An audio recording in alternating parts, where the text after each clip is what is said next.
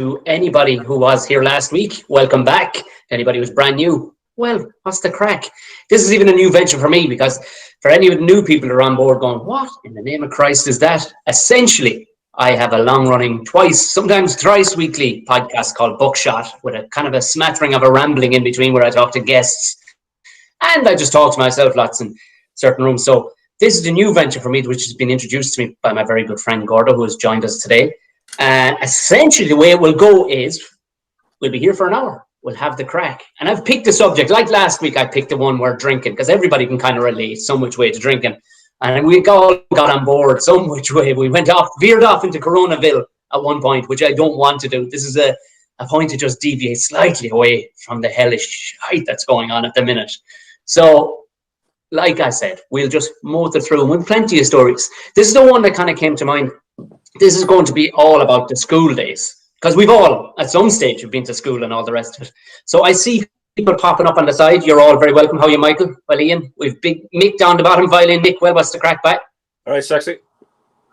Thanks very much for joining us. We're over on YouTube, Twitter, and over on Facebook as well. So hello, if anybody's out there on that side, we've Gaz up the side, and he was there last week, long-term listener. Mighty stuff. So like I said, we'll run for an hour. We'll do a couple of bits and jump all over the place. Joining me, as always, is the beautiful, gorgeous son of Wexford himself. The pride of, he's essentially the logical, well-rounded version of Alex Jones. It's the mighty Gordo from Those Conspiracy Guys, which I would honestly swear I should... People think I'm actually getting paid by you now, Gordo, because you actually get mentioned accidentally. I trip into Those Conspiracy Guys accidentally in every... we should play a drinking game every time I mention Those Conspiracy Guys. Fuck, 4 drinks taken already at this stage. I'm essential, Tom. That's the thing. I'm everywhere. I'm omnipotent. You're omnipotent? Yeah. Do you want to get a cream pack? I'm taking tablets for it. Yes. Yeah, it'll work itself out.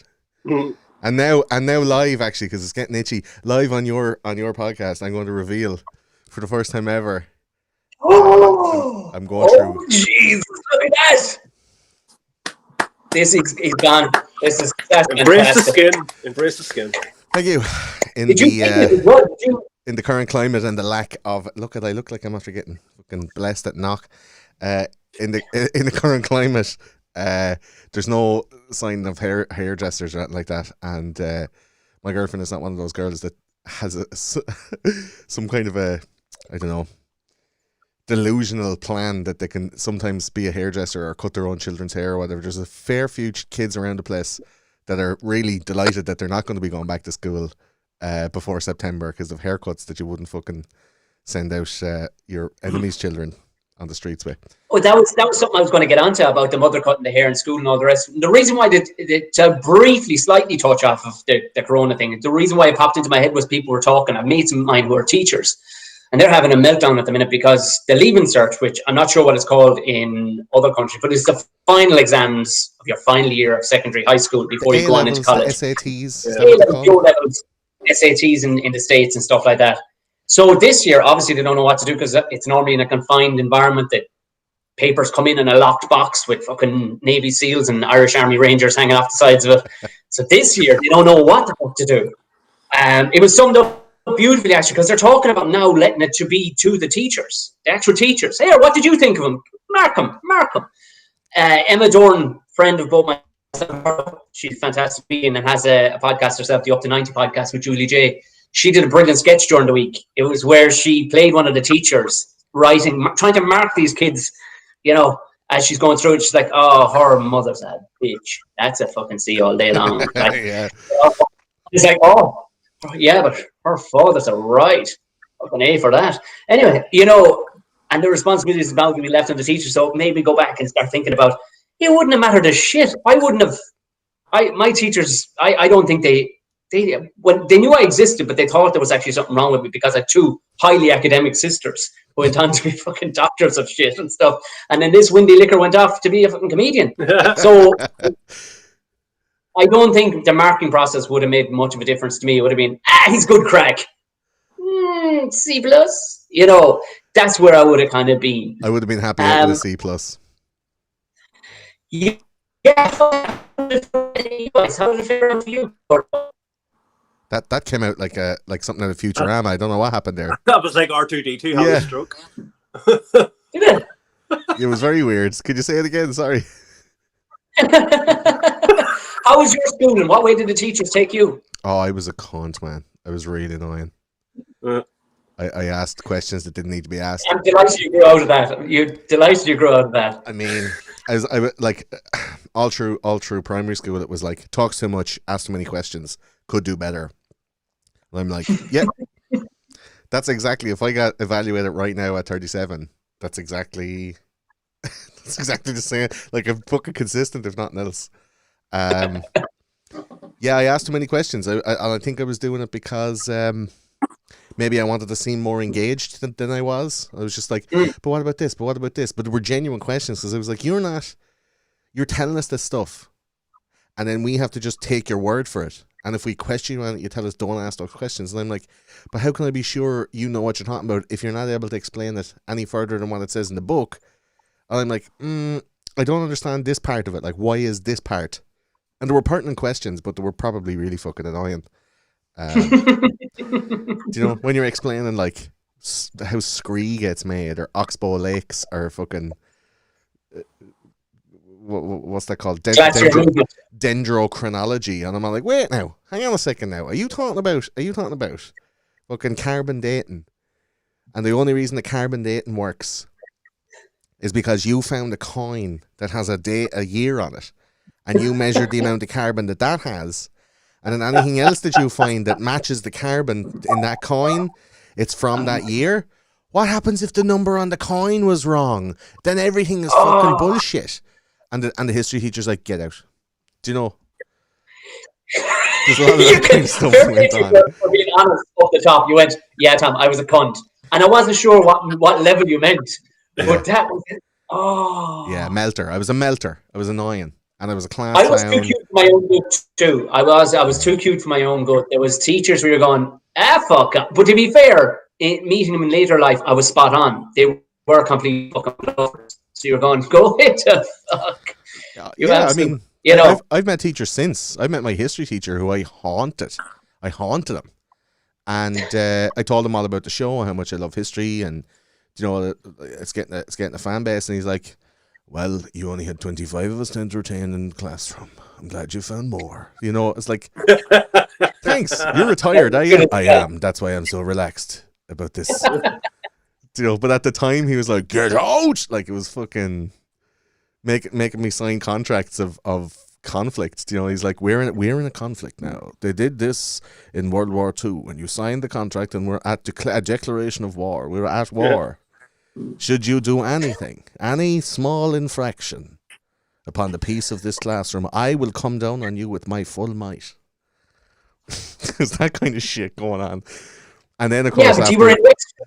You were in Wexford, a county that tried to fucking secede from the Union and make it its own thing. No wonder the man was so political and put a contract under your nose. Yeah, Ireland's Texas. We started the 1916 revolution a day early because we were fucking raring to kill English lads. That was about your 15th fucking revolution, sure, at that stage. Yeah. And Ferns in Wexford was like the 5th province. It was like the Vatican City of Ireland, where they just went. No, we don't. No king, no lords. We are Ferns.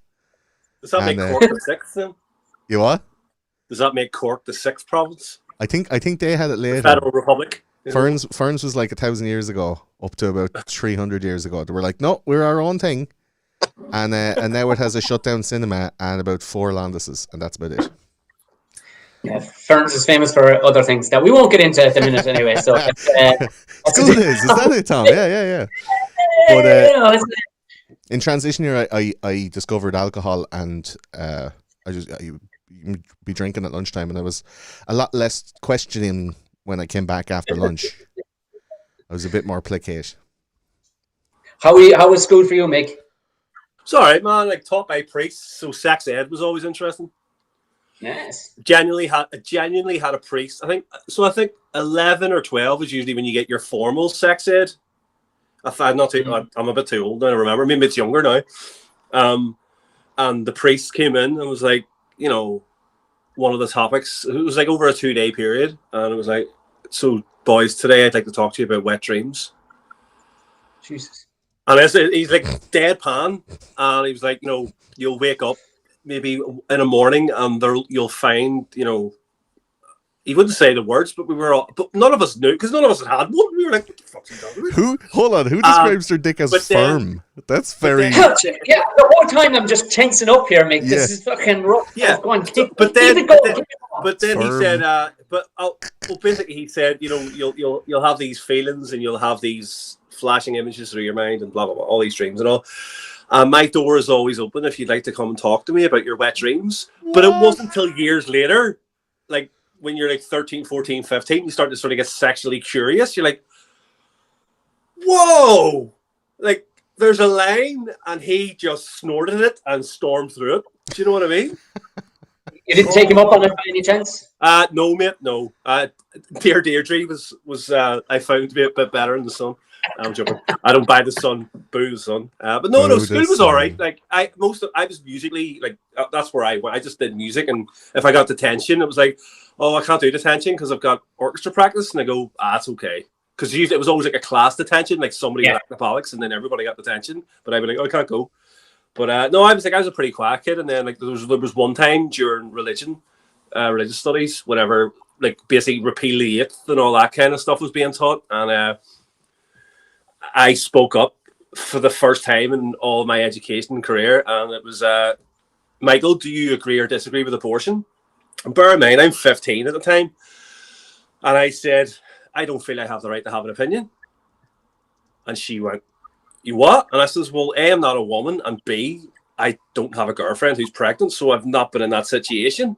I said, so I don't feel I've got the right to have an opinion or cast a judgment. And she says, no, you should disagree with it. And I went, no, but you asked me if I agreed or disagree, and I'm giving you my... So then when parents teacher evening came in, she said to my parents, oh, Michael's being insolent. And she was like, my mom was like, nah, not my son. I highly doubt that, because every other teacher in the school thinks he's amazing.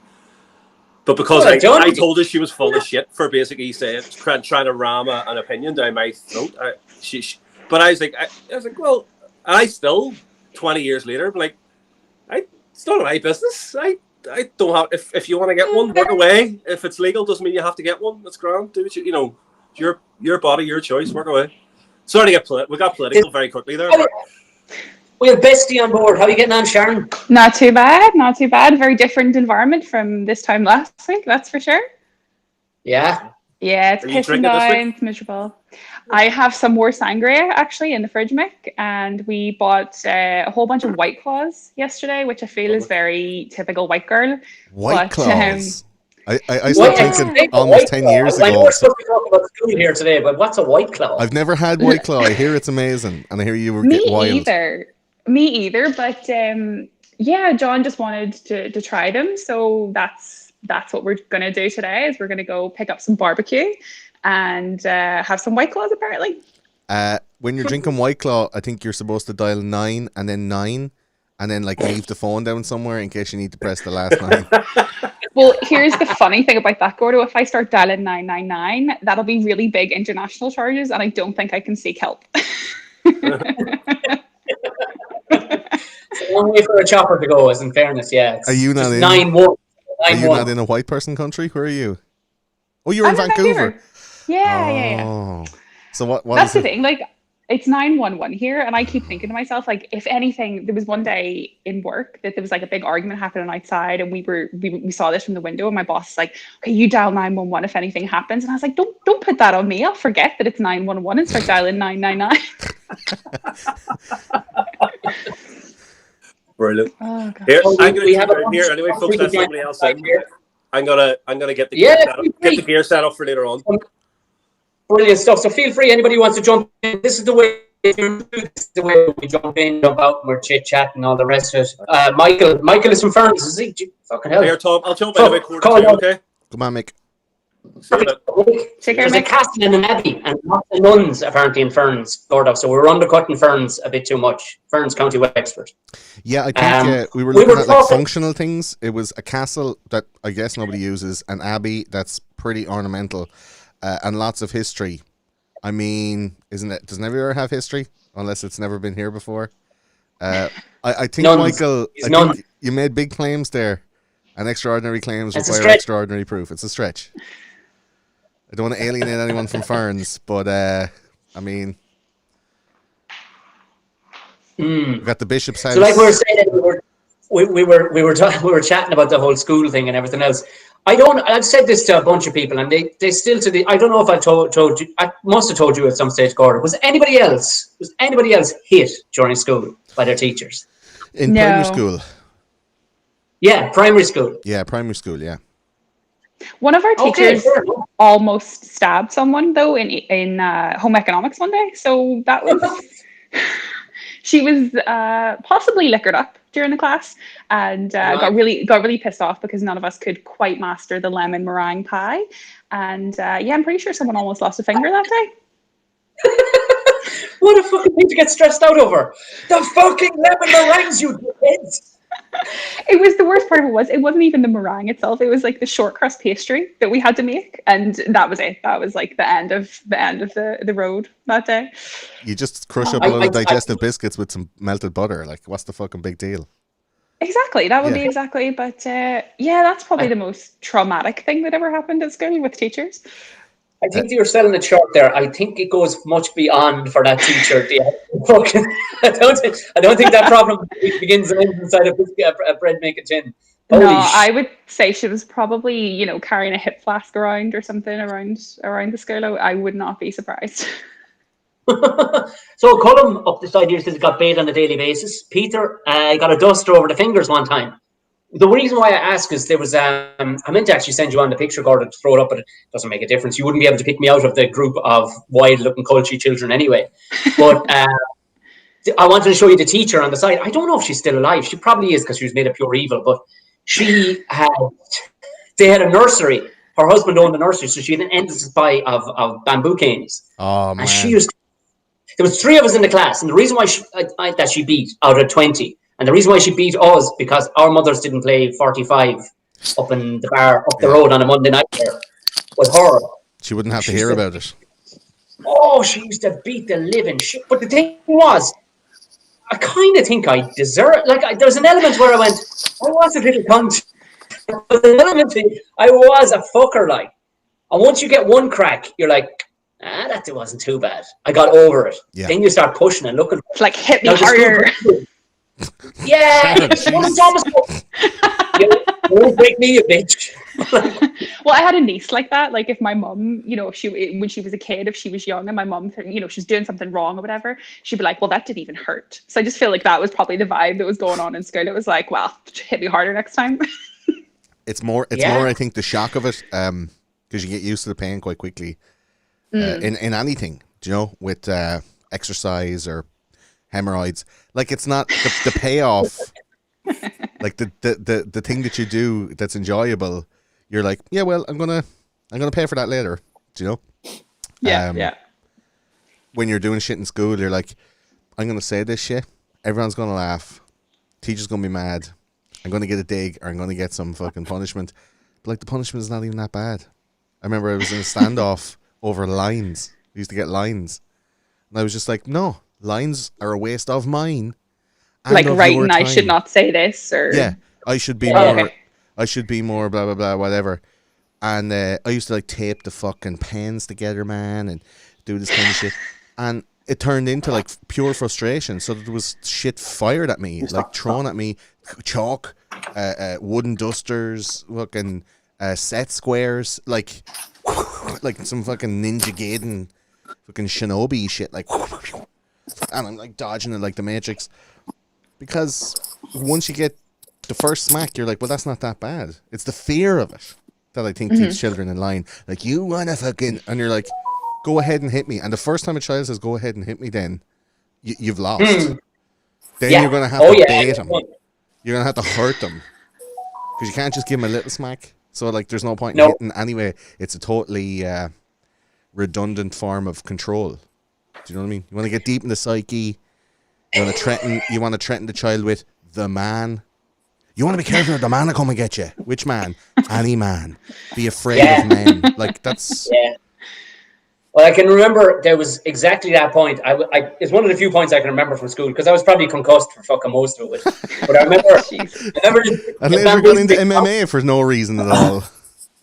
This is well, sure. I've no feeling sensitive. Like all the senses of my head are gone. But I remember the bamboo bouncing off my hand and going flying across the classroom. And rather than going, well, now you got your shot, teacher, and sit back down, I walked down, picked it up, and gave it back to her and held my hand back out. Oh, in other words. Go on. There's nothing you can do. There's nothing you can do to stop That just me. sounds like a very Tom move of things to like from listening to you over the years. That's just like peak Tom right there. To like, here, do you want to go? Do you want to go? This is your only power over me, and I'm handing it back to you. Give me another one. Give me another one. Make it hurt. So when I say it, I think I kind of deserved. I deserved every second one at the very least. Peter, welcome on board. How are you getting on? All right. Good stuff. How was your schooling? Was it all right? It was a great school. I had a great school childhood in terms of school. Like I went to a Christian Brothers school back in the 90s, and we were actually beaten more by the teachers than the Christian Brothers, funny enough. And I would have probably I could pull out in my head probably 7 different stories of getting slaps and digs and stuff. And I remember there was one time when two lads were having a fight in the class, so I was keeping sketch. So I had my hand on the door, so I was peering in and out like this, and all of a sudden I felt something go across the fingers. And one of the teachers got a duster. Now I said, "What did you ask for?" He goes, "Well, you shouldn't be at the door, should you?" And I was like, "Oh no, I suppose it's a fair point." But I'm not allowed to mention names, am I? No, better not. It's your own thing. If it's true, it's not. If it's true, it's not defamation, right? Well, he's dead at the moment, but Mr. Flynn was dead at the moment. He's dead at the moment. Resurrection next week. I should hope so. They buried him. If anyone is dead, you can say whatever you like. You can make up any old shit because defamation doesn't carry on after death. But we had one teacher called Mr. Flynn. Go on, this gay teacher, Mr. Flynn. Yeah, go on. No, he was about 270 pounds, and he was 6'4". He was very intimidating, and he got to the point one day where we were just wrecking his head so much that he just gave up. He had his hands in his heads, and one of the lads were all sniggering in the back. And then I went to the guy beside me. I said, "What's long, hard, and full of semen?" And before I got the chance to finish the joke, he stood up. He literally uppercutted me up in the air. And I went to him, a submarine. It was a submarine. It was trying to be a dirty joke, but it wasn't a dirty joke. So I had to go out. I got kicked outside the door, and then I got brought in later on. And he says, "Right, you're to get a letter. You're to write an explanation and get it signed by your dad, and then you're to get your form master to do the same thing." So I was going, "Oh Jesus, how am I going to get out of this?" So the form master, I got on great because I played Ga. So he was all right. He actually seen the funny side of it. And my dad, I had to go home. I had to butter him up, and then I had to put it to a certain way that it actually wasn't. It wasn't really me, but I was kind of there, and I got blamed on the type of thing. And my dad was just cop on, will you? But we used to get terrible slaps and punches, and we'd one teacher. He was into football, and he would join in when we were doing sports, football and Ga. Yeah, and changing and having a shower afterwards. No, not even that. But he'd be doing full force.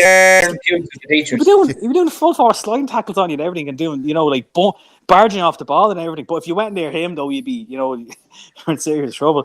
But it was a comical school looking back on it, with people getting slaps and punches and stuff. Like we went up to there was a fairly big college beside where we were, and there was a shop in there, and we'd go in, and a handful of would bundle in, and we'd be robbing cream eggs and bloody chewing gum and rock shandy and stuff like that. Nothing major. So we did this. we did this a few days. You know what I mean? And all of a sudden, I got courage. So I went in and said, "Sure, look, everyone else is doing it." So I robbed a can of rock shandy and 2 cream eggs, and of course, I got fucking whistle blown by some guy in the queue. So I got brought in. Me and another fella got brought into the stock room. The guards were called and everything. Like we were down to over fucking cream eggs and rock shandy. I swear to God. It was brought up by my best man on my wedding at his wedding speech. Oh man! And we were in the police station and everything. And my dad had to be called, and the dad came up and got me. My dad was just absolutely disgusted. And we weren't a poor family or a rich family, but like that was something that got out fairly fast. But it was. I never forget. It was the day before the Ireland England match. Remember the one, Tom, where there was big riots in Lansdowne? They ripped out the chairs and everything. Yeah, and I had tickets for the match because I used to go to load of the match with my dad, and it was just a disaster. Carve, Rob, and cream eggs and a can of rock shandy, and it was a few days later there was the breakup of the midterm. Somehow I don't know how I didn't get suspended. I didn't even get expelled. I don't know how I got away with it, to be honest with you. But it was real. Like I think the Christian brother principal just forgot about it. But there was mad stuff in the school. There was times when Peter, you're lucky you didn't get a nickname out of that, man. Like if you hadn't done that shit in our school and got caught, you would have got a nickname. You would have been called Shandy or Creamy or Egger or you would have been called something. Oh Jesus! I don't know if you can see the comments down the side, but Bill's battery is shitting the bed momentarily, and he's gone from 7% to 6% to 5%. He's keeping us posted, Tom. Okay, can I tell one last story? So, yeah. I have loads of them actually, but there was one time when in Mr. Finn's class, like there was all hell broke loose in that class. Just try not to set my house on fire. Sorry. One time, one of the guys got kicked outside the door. So as he was walking out, he mumbled something like, "You'll be sorry." So we didn't think anything of it. And there's a couple of people outside the door at this stage because that teacher had a terrible knack of kicking people out. The next thing you know, we heard this big smash going on, something like something really, really like something getting smashed to bits. Columbine, like. Well, not nearly. Columbine for Dublin 9, I suppose. Well, your man that got kicked outside the door picked up, those big old metal bins used to be out in the hall. Yeah. Picked up one of them, went into Jack's, smashed up the whole cubicle, and just wandered back to where he was and blamed the other guy that was sitting out the door in front of him. Like, anyway, great childhood though. There was always the odd fucking lunatic. Yeah, like you'd all give each other shit back and forth, but in every class, in every year, there was always one dark fucker, and I know what you're thinking, Gordo. Caucasian dark fucker. I'm not going down that road. Them lads didn't come until the late 90s, Tom.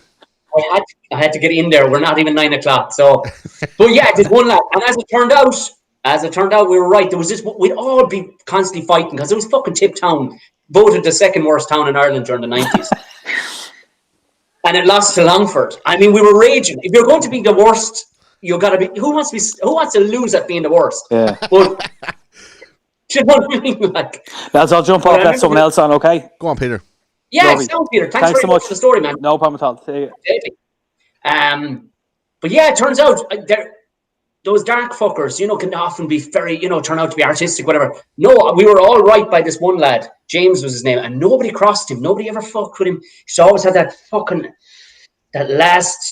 he looked like he was on the last edge all the fucking time. And I can't remember, was it the army or the navy, but he killed a fella in the navy. Jesus. Wow. Yeah, he snapped. Somebody was poking him and poking him and poking him and poking him at whatever it was. And he either threw him under a tank or off the side of the ship. Yeah, he went full metal jacketed. Fuck. Lost it. Sharon, where did you go to school? Was it in Belfast? Yeah, I went to Victoria College, so it was a bit. I mean, for me, like sounds snazzy. Yeah, we always kind of thought it was like a bit of a prestigious school, but then one day outside the canteen, two girls were absolutely ripping hair out of each other. So I mean, there was always like that. I mean, school was okay. It wasn't really my thing. Like studying and stuff was just kind of like, just kind of get through it. Primary school was different. Like I could wake up, like look out our front window, and the primary school was right there. Like primary school was a bit different, but I kind of just moseyed through school. To be quite honest, it wasn't really a big thing for me. But there was always, like you say, there was always those dark horses, and people beating the crap out of each other, and of course, all girls school. Girls are bitchy, so. Now, these are the mysteries of the universe. The mysteries of the universe is for fellas is a girls' school. Tom, was your school mixed? Oh, no, mixed, I mean like boys and girls, not. Oh no, we only allowed white people. Yeah, white boys and girls. Yeah, of course, yeah. I was in an all-boys school, and it was kind of like this fucking like a wanking mist of mystery. Just like the school just faintly smelled like the sea. But there was always the mystery. Can we take a pause? Hold on, can we take a pause? Describe your school one more time with a wanking what? A wanking mist of mystery. just like a kind of like a jizzy fog. Like the air was heavy, like before a thunderstorm, God. but it smelled like What time in the morning it smelled is like it over there, Domestos Sharon? in the What time in sea. the morning is it? What was the question? Sorry, Tom. What time in the morning is it over there? Just It is 12:32 p.m. did you in the think you were afternoon. going to? Did you think you were going to hear such glorious things, Arda Gordo, at this time in the morning? I It's mean, we can always rely on him for the, you listen to Gordo's podcast and he's so hard hitting and he's getting like really krill interviews with people, and then he just, Sunday afternoon, a jizzy mist. Yeah. So A misty jizz. But I missed it. My apologies. Yeah, so like there's like a smell of first years. There's kind of like a prepubescent musk of sweat glands like secreting for the first time, and there's kind of like a kind of an unwashed smell of like fresh ham sandwiches and like different types of cheeses, both lunch and foot. Like there's all this kind of stuff going on, like pre-gym or old gym bags, lockers with like socks left for weeks. An all-boys school is a very listless, loveless place. It's all one-upmanship and dick measuring, and and that's just like the first 2 classes in the morning. And it's just the teacher's canteen. Yeah, but like the mystery was the girls' school up the road. Like, so we were in this Christian Brothers, and there was girls' school up the road called the Presentation, and we were kind of like the lower class. It wasn't a sister school; it was more like a cousin school because you can't shift your sister. And wow, but you can get away with your cousin. And then there was Gordon draws the line at incest, so that's always good to know. And there's 2 other schools then, the St. Peter's and the Loretto. So we were allowed to we were like free range children. So the Prez and the CBS were allowed out at lunchtime. We were allowed to roam free, But the Peters, they were rich children that could have been influenced by the lower classes. So they were kept in from 9 o'clock until 4:30 and then picked up on the grounds and not let out. The Loretto, the same then. They were brown uniform all the way down to the ankle, very austere, very, very virginal. And turned out when we got to 5th and 6th year, we found out that they were the fucking bitches that were mad for the rod. The Presentation had loads of teenage pregnancies. The CBS had loads of teenage wanking. It was just like the tiers, the class tiers in the town of Wexford just matched. So CBS and Prez, and they all kind of paired off. And then the Peters and the Loretto, I don't know, met at the boat club at the weekend or whatever. It was just like a class divide. But the mystery of a girls' school was always there because we had a mixed school called the Tech, but it was more mixed ability than it was mixed gender. I went to the Tech and did that. Yeah. Some lads went to the Tech because they were great with their hands, or they're great, with their minds, or great practical I don't know what workers. to do with my hands. Yeah. But some people went to the Tech because that was the first school, that was the closest school to their house from driving in from like very, very deep in the country. And they were just like, go and just keep going and ask someone where the school is, go to the closest one. Like that was kind of the reason a lot of people went there. I wondered how I ended up there. So you solved the mystery for me as well. Bill is dying on the battery, Tom. That's amazing. Wait, I have an important message to share. Oh no! He's gone. I'd say he's dead. That's amazing. If anybody wants to jump on in, feel free. So that was a really long intro of bullshit to ask Sharon. Like, did you go to an all-girls school? Yes, I did. I went to mixed boys and girls primary. What was it like to be in an all-girls secondary school? Did you talk about the stuff that boys talk about? Secrets, Sharon. We need secrets. We need the fucking tea, Sharon. What happened? What went on? I don't know. Sharon. Was it like God, Carrie? This is a lot of pressure. Was it like in Carrie? Was there any situations like a female version of American Pie? Like Mean Girls. Was it like Mean Girls? Yeah, of course it was Mean Girls. Was it like we had Jerry Girls? Sort of, I guess. Like obviously, the Girls Gone we had Wild. kind of like cliques. I mean, after PE, everyone was too like embarrassed or it was like covering up or whatever. But yeah, it was. I would say there was a lot of cliques. It's very much like Mean Girls in that respect, where you're going around the school when Katie first arrives, and it's like, well, there's the plastics, and there's the nerds, and there's the whatever. So you definitely had, and it was funny because my school was in it was just off the Lisburn Road, so it was in the sort of the more affluent area, shall we say. So there was the girls that lived like close by, and their fathers were physicians and like consultants and whatever, and then you had like the sort of the lower classes, which were from where I grew up, and we all took the bus to school together. Daddy didn't have the Jag to take you to school. Like when I first started high school, my dad was driving a Nova, so that just kind of tells you where we were at that point. Fine car. God, not a bad car. Brings back good memories. It's certainly better than the Lada that he was driving at one point. My sister-in-law used to call that a fridge on wheels, because it was white. It was just pure white, and it was just, oh jeez, that made was, to be reliable though, Sharon. It would start every morning. This is true, but no, there was definitely a lot of cliques and stuff in school, and I don't regret going to an all-girls school, because I think, I don't know, like, I don't know whether you felt this, Border, but there's so much shit going on when you hit puberty that you just don't need that added pressure of, like, it was bad enough. Like, our school did a lot of, there was a lot of musicians in our school, so they would have had like spring concerts, and then there was an end of year play. And one year it was our turn to host it, and then the boys' school, Ince, they were like the brother school, if you will.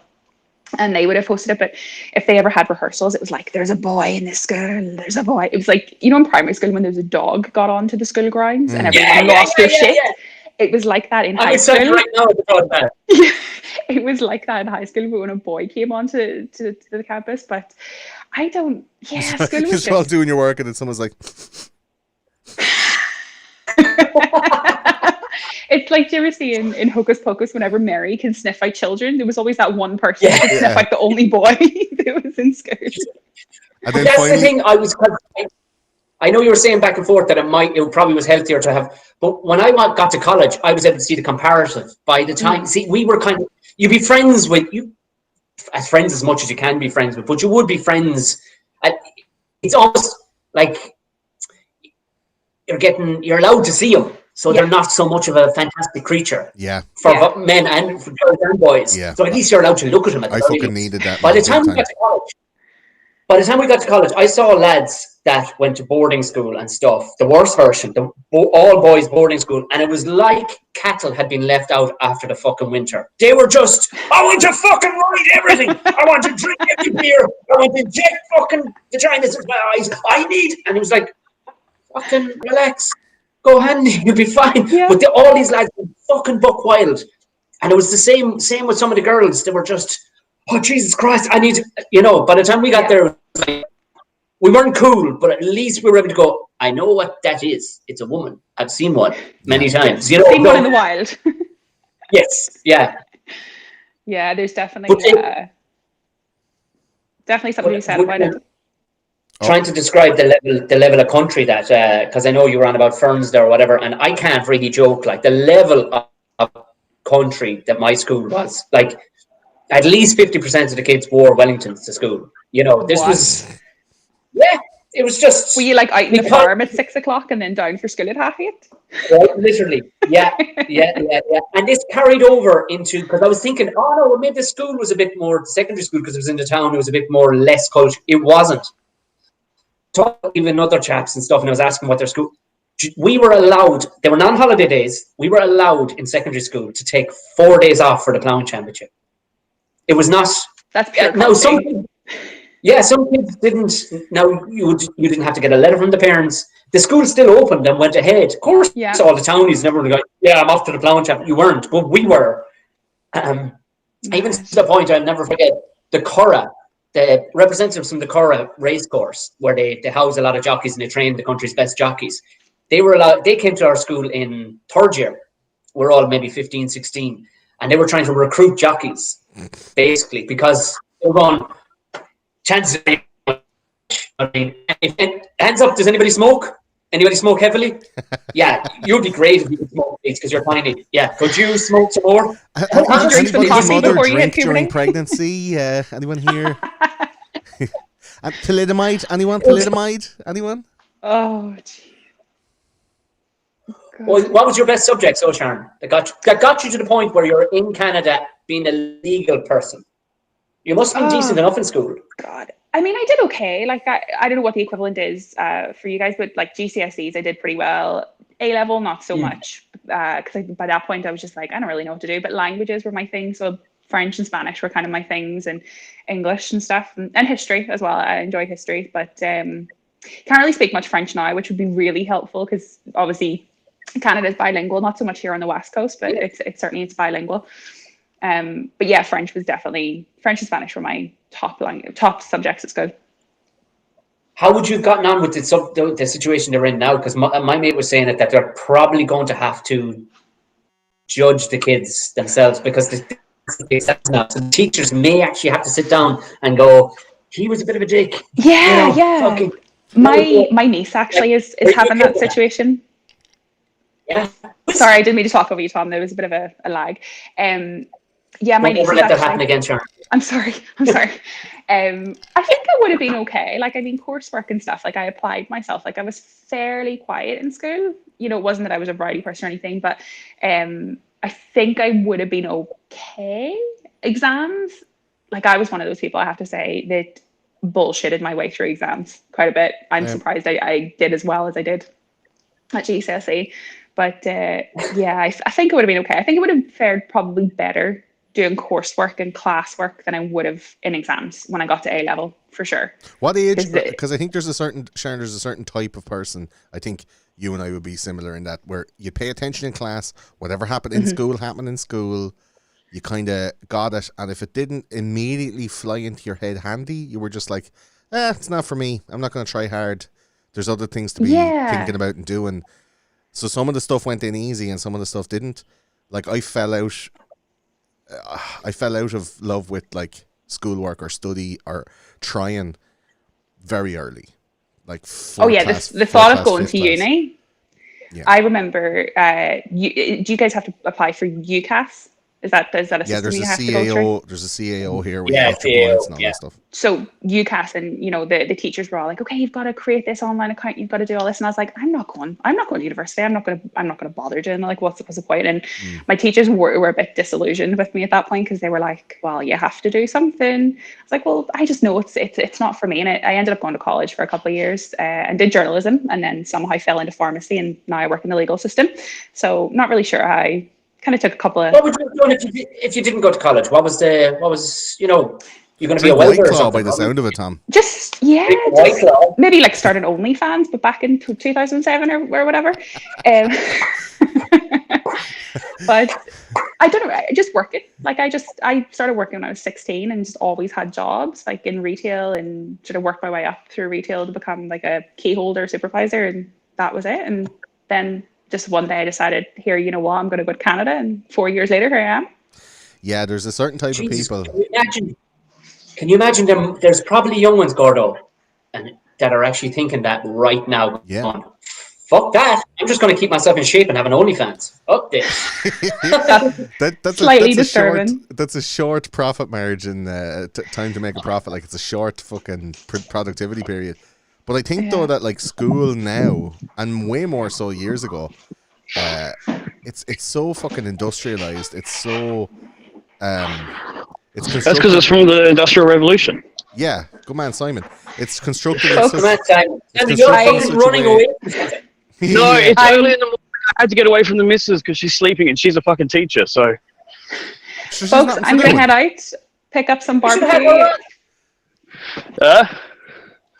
Sharon's on the way out. Yes, we're going. Yeah, we're going. Let me get back to that.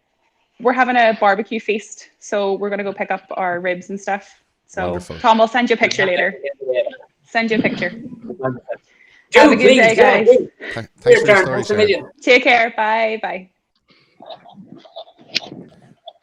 So yeah, I think that it's industrialized. I don't know about your school, Tom, but like our school, like the Leaving Cert, there was a couple of different modules in Leaving Cert. Like, we were the first ones to do the Leaving Cert English, the modern one that's there now, with the fucking comparative study and all this stuff. Like, we were the first year to do that in 2000. And the teacher that we had was like, I know the answers. I've seen the mock papers. They just made it up. This is the first year. Do what I tell you and you'll get good marks. All I want to see is good marks. And she hadn't had an interest now in fucking teaching us something.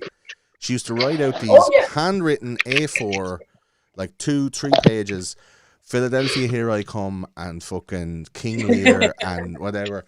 And it's like, Philadelphia. You don't need to know anything else other than this sheet of paper. Learn it off by heart, know these points and be able to describe this exactly, in the fucking exam, and you gave us all the permutations of the questions, and I was like, bitch, you are injecting information into me to regurgitate it. Like I have to learn the instructions of some machine, and I pull the lever, and I do the thing, and I twiddle the knobs, and fucking stuff comes out, and I put it in a box, and it goes onto the factory floor. Like, bullshit. You weren't teaching anybody anything. And in a lot of classes, in a lot of situations, that was the case. I didn't feel like I was getting taught. Our school was very much, it was set up to, they were trying to push a lot of people towards either pharmaceuticals or construction. It was like they'd gotten an instruction from the government going, we need to fill these fucking workplaces up. Yeah. Push them all. Like, I had no interest in construction. It was exactly like that. It was exactly like that in Australia. Exactly the same. Pushing people towards a certain degree, that's it. Don't worry about anything else. We had a real shortage of doctors and engineers and all that sort of stuff, to the point where we were employing people from South Africa and the Philippines because they were getting the trades, and then all of a sudden all our schools went to become like trade schools where people learned to become like apprentices, carpenters, all that sort of stuff. Who's becoming all the doctors? Yeah. There's no do this to succeed, do this to be financially well off, and then add to society. There's never anything like that. But there's no incentive, like there's no financial incentive when you can go and be an actuary or a fucking quantity surveyor and get £1 billion bajillion because you see lads doing that shit. Who wants to go and be a doctor and work 18-hour shifts and get paid fuck all? Who wants to exactly. It's a vocation then at that point? Exactly. The vocation here then become a tradie, because here we had tradies earning more than doctors. Yeah. Like literally we had doctors because that's where the money was. Why not? I can do fuck all. I can paint a house. Wicked, done. Awesome.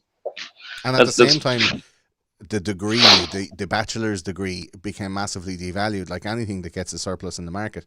Bachelor's degree, every cunt had one.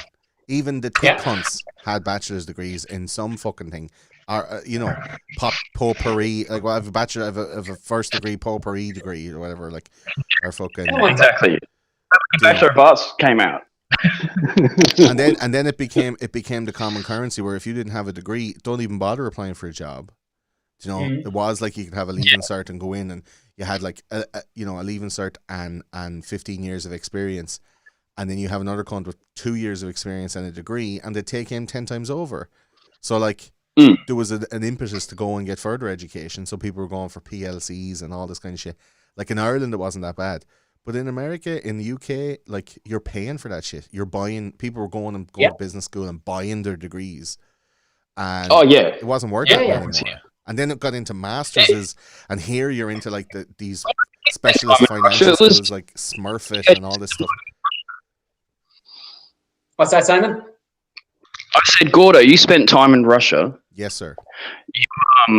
What was the education system like there? I had a girlfriend from Belarus who used to tell me that education was free, but mafia paid for their kids to go to the better.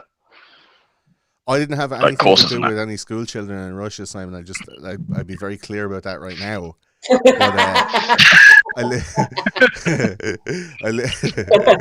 there's anybody tell the stories, but I did have like when I lived in Estonia, I did have like a job as an English speaking teacher in a private school in Tallinn, and the private school had the kids in it from the richest lads all around.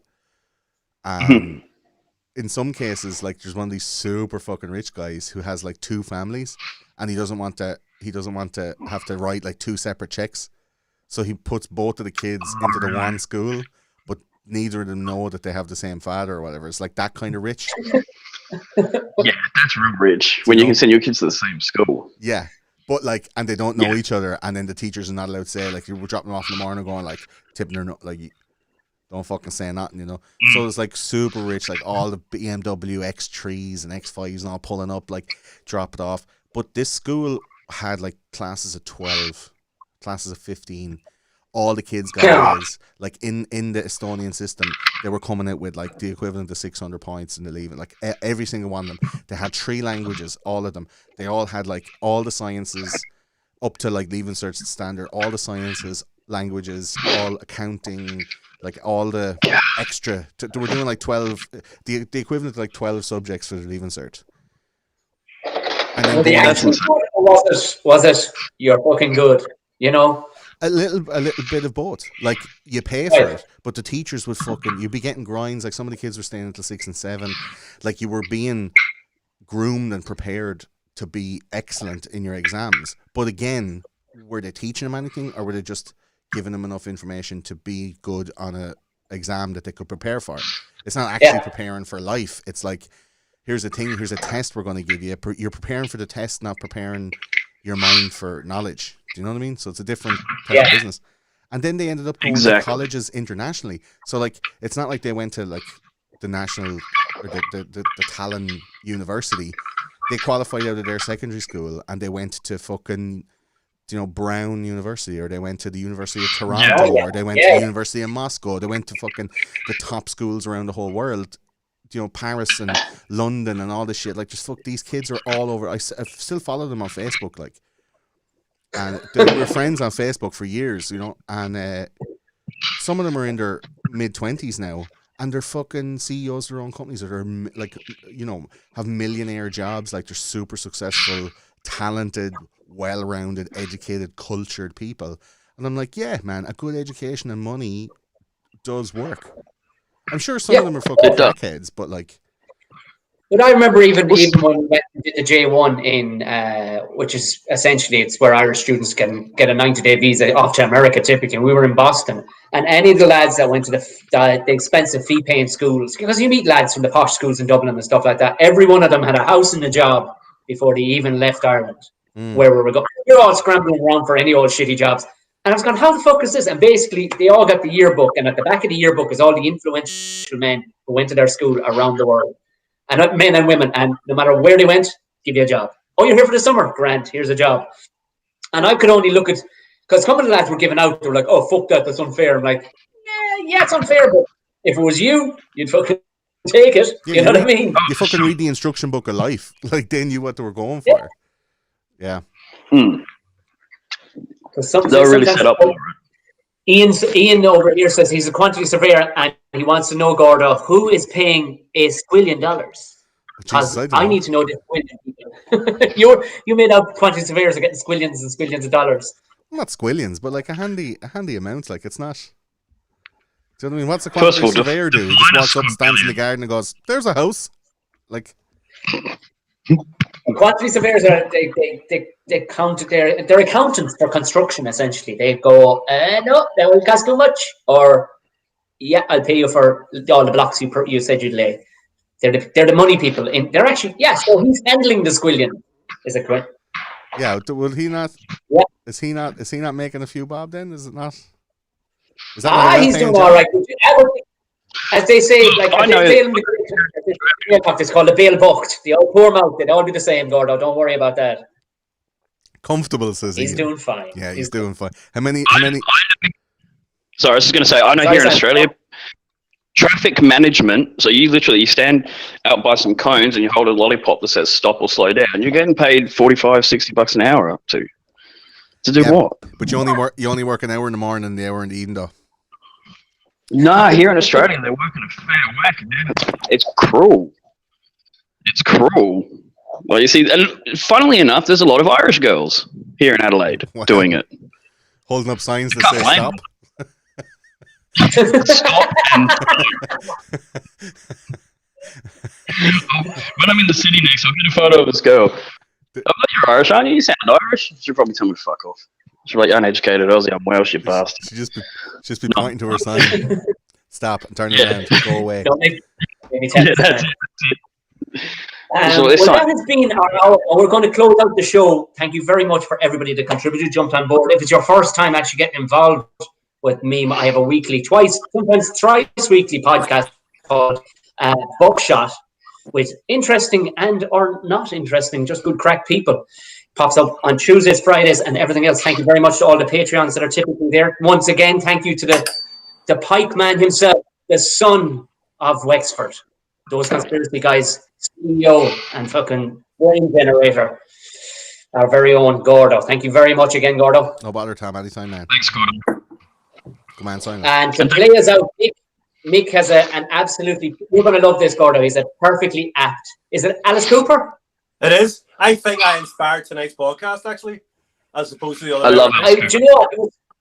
We were now. This is subject is something for Gordo's podcast. We were on a telekinesis fucking moment, Gordo. I went those school days on what you call it up on Patreon, and right at that time, Mick had just done an IGVT or TV on Instagram of this song. He went, "Oh my fucking days! Have a look at this song. It'll be perfect for tomorrow night if you want it." Nice. So, in your own time, Mick, take it away. We'll all mute our microphones as well.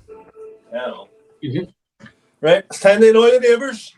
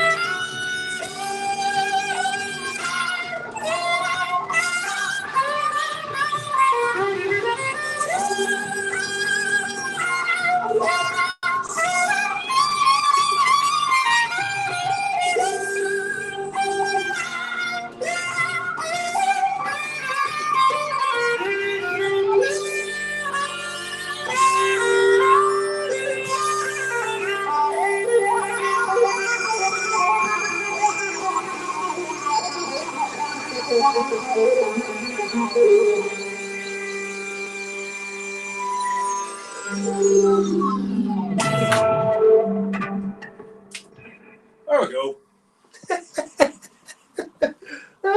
Fucking hell. That's such Oh, he kicked himself out.